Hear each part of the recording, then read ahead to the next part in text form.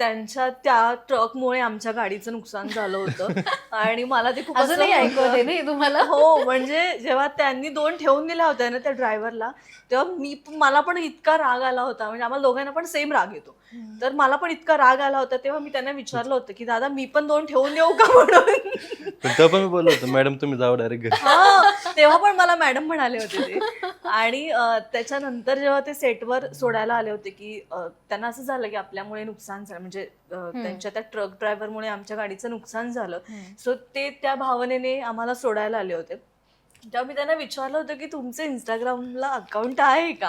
हो. तर तेव्हा आय गेस तुमचं अकाउंट प्रायव्हेट प्रायव्हेट होतं. होतं ओके. आणि त्यांना वाटलं, की बाबा मी म्हणजे फॉलो त्यांचं कशी करणार ना, एवढी मोठी हां. सेलिब्रिटी आहे ती फॉलो कशी कशी करणार आपल्याला? करणार ओके. किंवा माझ्या- माझं अकाउंट त्यांनी बघावं म्हणून त्यांनी विदिन मिनिट स्वतःचं अकाउंट Public प्रायव्हेट कर- असलेलं पब्लिक public केलं केलं. होतं. वा. जे नसणारे पण रिक्वेस्ट मला आपोआप एक्सेप्ट झाली. ऍक्सेप्टेड होते. आणि नंतर मी आय गेस फॉलो केल्यानंतर परत त्यांनी प्रायव्हेट प्रायव्हेट केलं. ओके. म्हणजे माझ्यासाठी काही हा. मिनिटं ते अकाउंट प्रायव्हेटचं पब्लिक झालं. पब्लिकचं परत प्रायव्हेट प्रायव्हेट नंतर पब्लिक केलं परत. अच्छा, वा. मग त्यांना माहिती होतं की आता हिच्यावरच आपल्याला टिकून राहायचं, पण दुसऱ्याकडे त्यांचा हेच नव्हता, कलच कुठेतरी नव्हता, नव्हता. अजिबातच नाही. पण मैत्री झाली त्याच्यानंतर स्वभाव हळूहळू कळले असतील शंभराजी तुम्हाला हिचे. हो, हो. सो कशी वाटली आणि जेव्हा ही पहिली भेट सेलिब्रिटी म्हणून आहे ना एकदम हा. Ground to earth. ओके. मग मी अशी सेलिब्रिटी अजून कोणच बघितले नाही ते. बरोबर. पण मग स्वभावात असं काही राग, तुमच्यासारखीच ती म्हणते तशी मी पण रागिष्ट आहे किंवा एकदम पारा चढतो परत उतरतो. तुझ्या बाबतीत त्यांना ज्या पहिल्यांदा भेटल्या आणि त्यांनी 1-2 लगावूनच दिल्या त्याच्यानंतर तुला असं वाटलं की फुल हिरो स्टाईल आहे, एकदम रागीट आहेत, त्याच्यात त्यांची अशी शरीरयष्टी आहे की ते एकदम असे पैलवान आहेत त्याच्यात, सो ते कुठेतरी एक असतं ना डोक्यात की बापरे हे चिडखोर तर नसतील ना? नाही, त्यांचा त्या सिच्युएशनच्या वेळेसचा जो राग होता तो करेक्ट होता. म्हणजे असं उगाचच काही शो ऑफ करायचं किंवा हिरो स्टाईल दाखवायचे म्हणून तो राग नव्हता. ते अगदी करेक्ट होते त्या सिच्युएशनला. सो मला असं वाटलं नाही कधी की ते खूप हिरो स्टाईल किंवा उगाच एखाद्या मुलीसमोर इम्प्रेशन पाडायचे म्हणून काही करतायत असं काही नव्हतं. त्यामुळे ते जे आहेत ते माझ्यासमोर होते, ते आहेत अजूनही. त्यामुळे असं काही मला असं वेगळं वाटलं नाही. आणि कुठेतरी ना ती वाईब जुळून येते ना आपल्याला, ते पटकन क्लिक होतं की भाई यही पर्सन है वो. So that's it.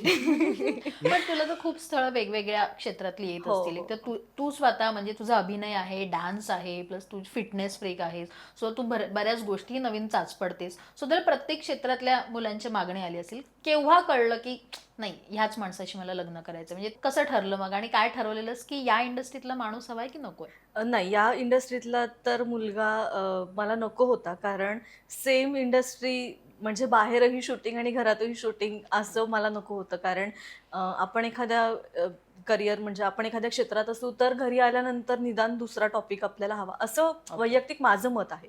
त्यामुळे मला म्हणजे असं काही खूप डिसायडेड नव्हतं, पण माझी इच्छा होती एक की या क्षेत्रातला मुलगा मला ॲज अ पार्टनर म्हणून नको होता.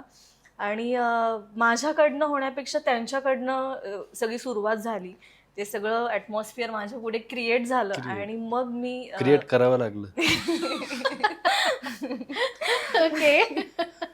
कसं प्रपोज कसं केलेलं, म्हणजे काय स्टाईल प्रपोज, कसं प्रपोजल हा विचारलं? फेज आलाच नाही कधी. अजिबातच आलंच नाही, नाही. डायरेक्ट हात डायरेक्ट मागायला गेलो मी त्यांच्या घरी. बापरे, सिरियसली? हो. तर मध्ये काहीच अशी फेज नाही की प्रपोज केलंय, मी घरच्यांना विचारते, आपण 4 दिवस डेट करू, मग आपण समजू आणि मग घरच्यांना सांगू? ती पहिल्यापासून क्लिअर होती फ्रॉम फर्स्ट डे ओके. की लग्नासाठी असेल तर डायरेक्ट घरी ये. म्हणजे उगाच टाइमपास करायचा आहे म्हणून लाईफमध्ये टाइमपास केलाय आणि आज एकत्र आलोय आणि उद्या परत वेगळे झालोय असं मला काहीच नको होतं. मी जसं मगाशी म्हणाले की एक सुंदर मुलगी आहे दिसायला किंवा तिचं छान नाव आहे, महाराष्ट्रभर नाव आहे तिचं, तिच्याकडे छान फेम आहे, तिचं स्ट्रगलिंग लाईफ आहे, आता सक्सेसफुल लाईफ आहे. तर हे सगळं बघून तो मुलगा पटण्यापेक्षा ती जशी आहे किंवा तिचं करिअर ज्याला ॲक्सेप्टेड आहे तो मुलगा मला हवा होता. आणि ते त्यांनी बघितलं आणि रॅदर दॅन मी ते स्वतःला त्यांना खूप आवडतं. त्यामुळे ते आमचं सगळं जुळलं आणि पुढे गेली गोष्ट. पण तेव्हा माहिती होतं जेव्हा पहिल्यांदा तुमची भेट झाली तेव्हा ही अभिनेत्री आहे, ऍक्ट्रेस आहे, हे तुम्ही म्हणजे तुम्ही मालिका आणि हे सगळं फॉलो करतच होता हो, हो. आणि प्राजक्ता ऍक्ट्रेस आहे हे माहिती होतं हो. तुम्हाला? ओके, मग नंतर असं टेन्शन नाही आलं की आता बापरे अभिनेत्री आहे, बायको झाल्यानंतर खूप साऱ्या गोष्टी असतात, शूटिंग असतं, घरात वेळ देणं असतं, कसं मॅनेज होईल असं थोडं टेन्शन आलं? नाही ना, टेन्शन असा प्रकार नव्हतं कधी. नाही म्हणजे कारण की त्यावेळेस खूप स्थळं येत होती मला. म्हणजे जसं तू म्हणालीस आत्ता की पॉलिटिकल असेल किंवा सिव्हिल सर्व्हिसेसमधली स्थळं होती.